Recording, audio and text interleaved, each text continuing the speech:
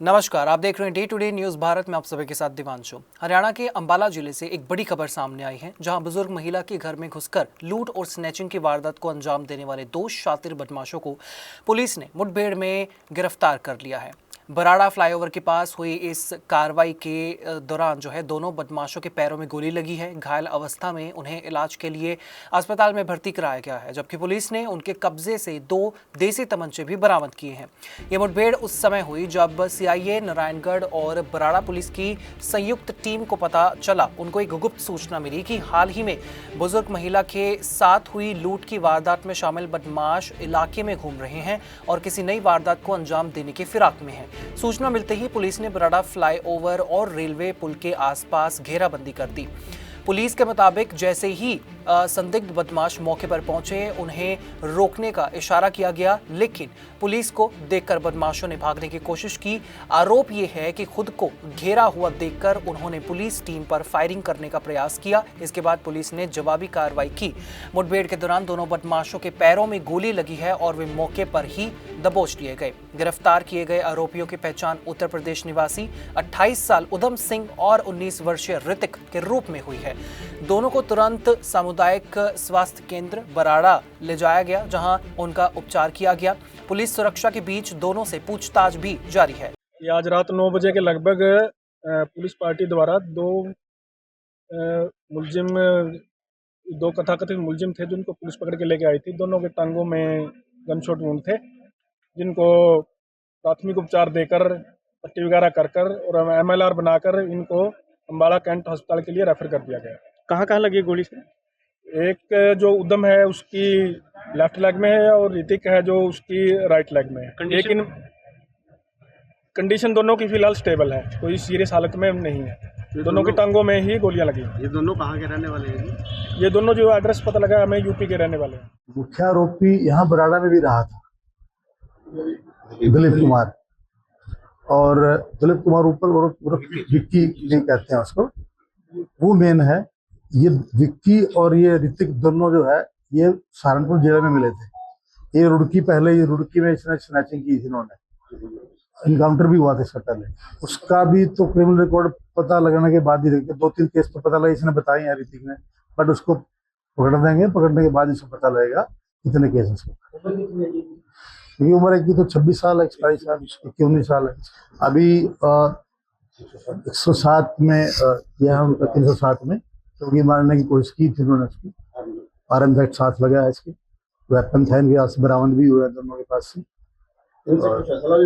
हाँ, बरामद हुआ है ना, 307 जब भी तो लगी, वेपन आरएम एक्ट जब भी तो लगा है। मोटरसाइकिल बरामद हुई है, मोटरसाइकिल पे आ रही थी। सर, जब वारदात करने गए थे उस समय पगड़ी पहनी हुई, जो लड़के ने पगड़ी पहनी हुई थी वो लड़का मेन साथी है, वो भी फरार है। उसी का नाम दलीप उर्फ विक्की है। तो अभी आगामी कार्रवाई करेंगे? बिल्कुल आगामी कार्य है, उसको पकड़ा जाएगा और इनको मान्य अदालत में पेश करेंगे, इससे पूछताछ करेंगे, तो उसका जहाँ भी मिलेगा उसका ट्रेस करेंगे। दरअसल ये पूरा मामला 28 मई को सामने आया था, जब बराड़ा की करनाल कॉलोनी में रहने वाली 70 वर्षीय विद्या देवी अपने घर के पोर्च में बैठी हुई थी। उसी दौरान मोटरसाइकिल पर सवार 3 नकाबपोश बदमाश अचानक घर में घुस आए। बदमाशों ने महिला को निशाना बनाते हुए उनके कानों में से सोने की बालियां और हाथ की अंगूठी झड़प ली। जब बदमाशों ने महिला के हाथों में पहनी सोने की चूड़ियां उतारने की कोशिश की और उसमें असफल रहे, तो उन्होंने बेरहमी की सारी हदें पार कर दी। आरोपियों ने बुजुर्ग महिला के सिर पर पिस्तौल की बट से हमला कर दिया, जिससे वो गंभीर रूप से घायल भी हुई।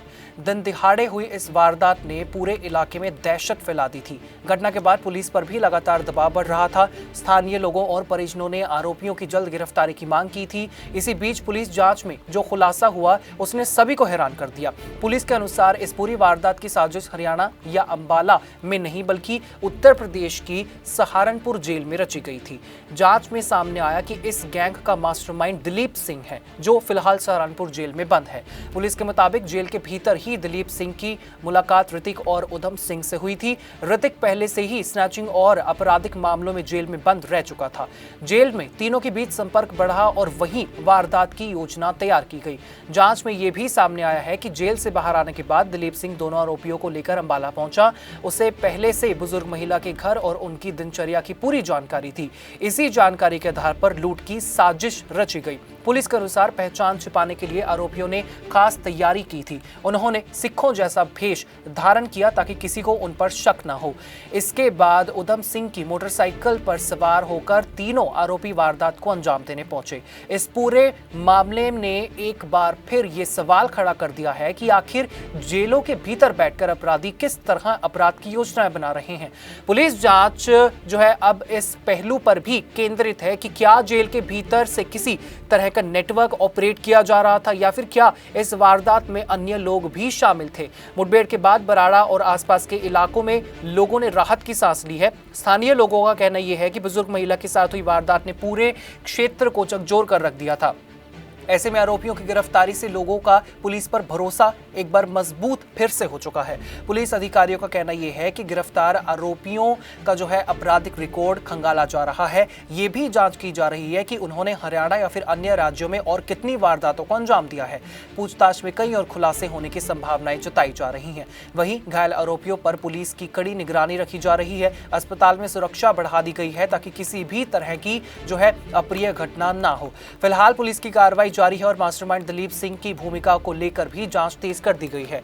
आने वाले दिनों में इस मामले में और बड़े खुलासे हो सकते हैं, लेकिन फिलहाल इतना तय है कि बुजुर्ग महिला पर हमला कर के जो वारदात को अंजाम दिया गया था और लूटपाट करने वाले दोनों शातिर बदमाश अब जो है सलाखों के पीछे हैं और पुलिस इस पूरी गिरोह की जो है जड़ों तक पहुंचने की कोशिश साफ तौर पर करती हुई नजर आ रही है। इसी के साथ इस खबर में इतना ही। कोई भी अपडेट या फिर इंफॉर्मेशन सामने आएगी हम आपके साथ जरूर साझा करेंगे। यहाँ कंस्ट्रक्शन में हम क्वालिटी से नहीं खेलते हैं। यहाँ पे कंस्ट्रक्शन फील्ड से नहीं प्रिसीजन से हो रही है। तो genesis Heights project RERA approved है, SBI अप्रूव्ड है, कंस्ट्रक्शन फुल स्विंग पे है। दैट मीन्स आपकी इन्वेस्टमेंट 100% सेफ है। तो चंडीगढ़ यहाँ से मात्र 4 मिनट, एयरपोर्ट 10 मिनट की दूरी पे, Decathlon, DMart, KFC, McD, everything within 2 minutes.